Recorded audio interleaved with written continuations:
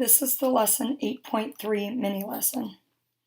Cousins Nick and Emily had planned on Saturday to visit the arcade at the mall. Before they could head out for the day, their Aunt Heather asked them for help baking cakes for the family reunion picnic on Sunday. The recipe for the cake calls for 2/3 of a cup of cocoa powder. The recipe for icing requires 3/4 of a cup of sugar. Aunt Heather told the cousins that she has exactly 4 cups of cocoa powder. So these two go together. How many cakes can they make with the amount of cocoa powder they have? So I have a bag with 4 cups. I want to see how many times I can get 2/3 out of there. So I need to write and solve an equation.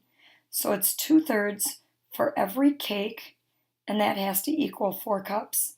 So 2/3 for every cake is my x equals 4. Now I need to isolate the variable.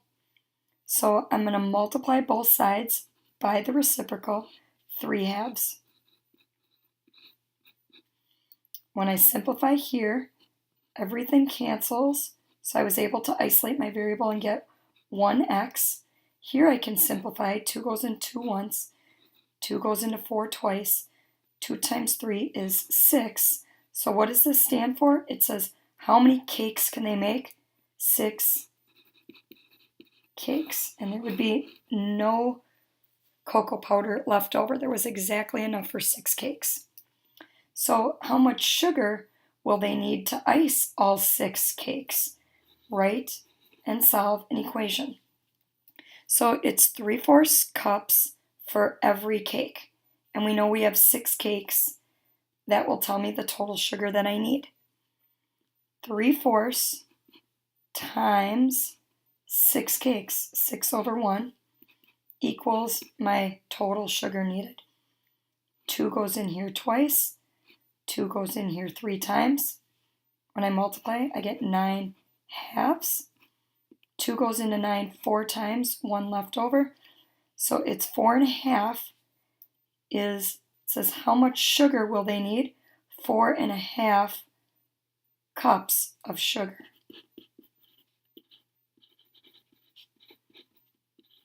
In order to ice all 6 cakes.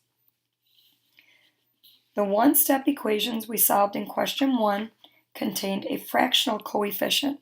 Remember, coefficient is the number that is attached to the letter. So this is a fractional form. To solve an equation that contains a fractional coefficient, you can use the multiplicative inverse. Multiplicative inverses are 2 numbers that when multiplied together equal 1. So I put an example here. 2/5. The multiplicative inverse is 5/2. When you multiply, you get 1. I either would get 10/10, or you can see that all of this simplifies to 1/1, which is 1. When you multiply a term with a fractional coefficient by the multiplicative inverse of the fraction, we are isolating the variable. This is also known as multiplying by the reciprocal.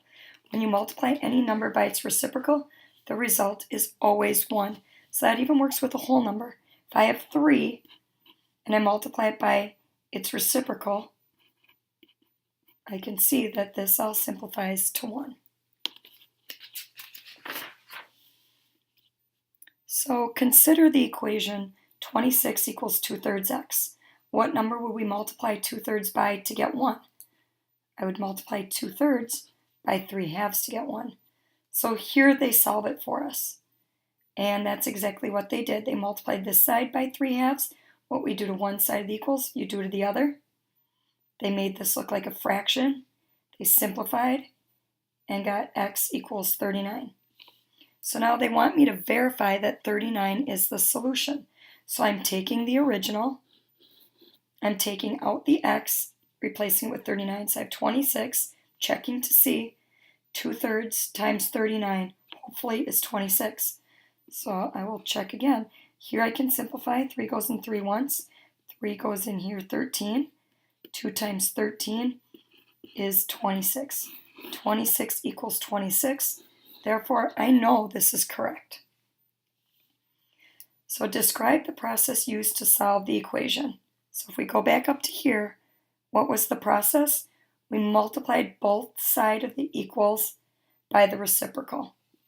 So both sides of the equals were multiplied by the reciprocal. Okay, now we're going to try this. Write a sentence to describe how to apply order of operations and inverse operations to solve the equation. Then solve it and verify. So there's 3 things I'm doing. I'm writing a sentence, I'm solving the equation, I'm going to verify. So step 1, looking at this, when I look at one side of the equals, there's no work to be done on either. So I'm ready to try to start isolating my variable. First thing I'm going to do is subtract 12 from both sides of the equals. So minus 12, minus 12. 30 equals 3/5 x. So that was step 1. This is the work here for step 1. Step 2, I'm going to multiply both sides of equals by the reciprocal. So I'm going to multiply this side by 5/3. I'm going to multiply this side by 5/3. So this is step 2. So when I simplify, I see how I get 1x. When I simplify on the other side, 3 goes in 3 once, 3 goes in 30, 10. 5 times 10 is 50. 1 times 1 is 1. So I get 50. Now I'm going to verify. So I'm going to rewrite this equation, and I'm going to plug 50 in place of x. 42 hopefully is going to be equal to 3/5 times 50 over 1 plus 12. Order of operations over here, I have to multiply first. So 5 goes in 5 once, in here 10. So this gives me 30 plus 12. Hopefully it's going to equal 42. 30 plus 12 is 42. So because this checked out, I know this is right. So before you turn in any problems on a summative or formative, you have a way of always verifying and knowing before you submit your paper to me, you should know whether you're right or not. Okay, let's take one more. So step 1, I'm going to add 11 to both sides of equals. So plus 11, plus 11. Now I have to remember all my rules from chapter 4 on adding and subtracting negative and positive. So negative 7/3 x comes down. Remember, this is negative 11 plus 11 is 0. Negative 25 plus 11, signs are different. I find the difference. The absolute value of this is greater, so it's negative. So that was step 1. Step 2, I'm going to multiply both sides of equals by the reciprocal.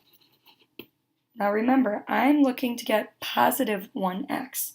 So a negative times a negative is a positive. So I have to multiply this by negative 3/7. Then I have to multiply this side by negative 3/7. So here's my step 2. All of this simplifies, so I get 1x. A negative times a negative is a positive, so I know this answer is positive. Simplify 7 and 7 once, 7 and 14 twice, 2 times 3, 6. Now I'm going to verify before I would turn this in. Negative 7/3 times 6 over 1 minus 11 hopefully gives me negative 25. I solve this piece first. So a negative times a positive, there's an odd number of negatives, my answer is negative. I can simplify this. So I get negative 14 minus 11, hopefully, is negative 25. Signs are the same. You find the sums. I'm adding these together. Larger absolute value is negative. My answer is negative. And this is correct. So I know for sure this is right.